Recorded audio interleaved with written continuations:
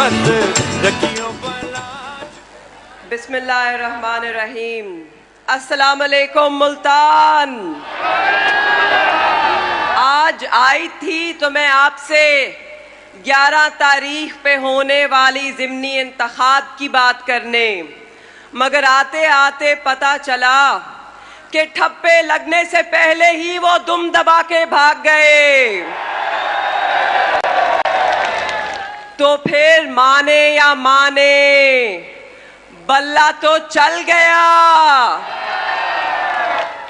Are हुआ पार हुआ, तीर का टुकड़ा चार हुआ। मगर जब भी आएगा इंतखाब, क्योंकि इंतखाब तो आना है, चाहे ज़िमनी हो चाहे जनरल हो, जब भी इंतखाब आएगा मेरा एक बहुत मुख्तसर सा पैगाम है आपके लिए। ये इंतखाब नुमाइंदों की जंग नहीं, ये इंतखाब खानदानों की जंग नहीं, ये इंतखाब दो जमातों की जंग भी नहीं, ये इंतखाब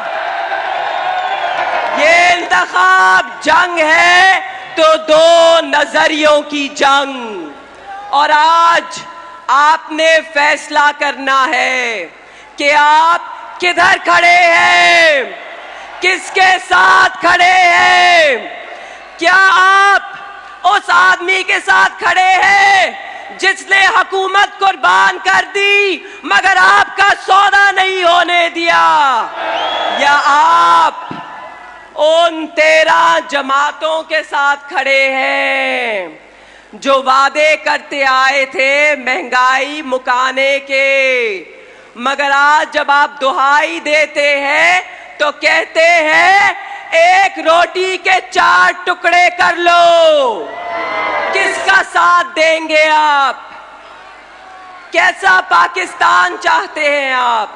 बस ये फैसला है।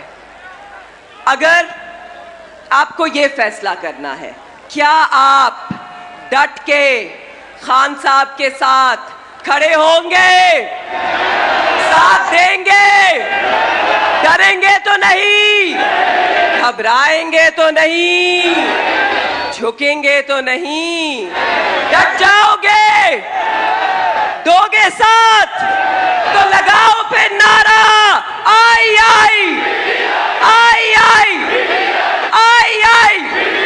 कौन बचाएगा पाकिस्तान? जी हाँ, इमरान खान साहब ही बचाएंगे पाकिस्तान, क्योंकि इस अवाम ने फैसला कर लिया है कि ये खान साहब के साथ मिलकर नया पाकिस्तान बनाना चाहते हैं।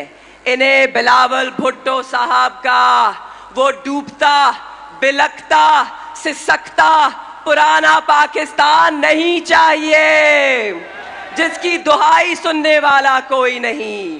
तो बता दो इन्हें कि हम यहीं खड़े हैं, जब भी इंतखाब कराना है करा ले, ठप्पा लगेगा तो सिर्फ बल्ले पे लगेगा, ठप्पे पे ठप्पा।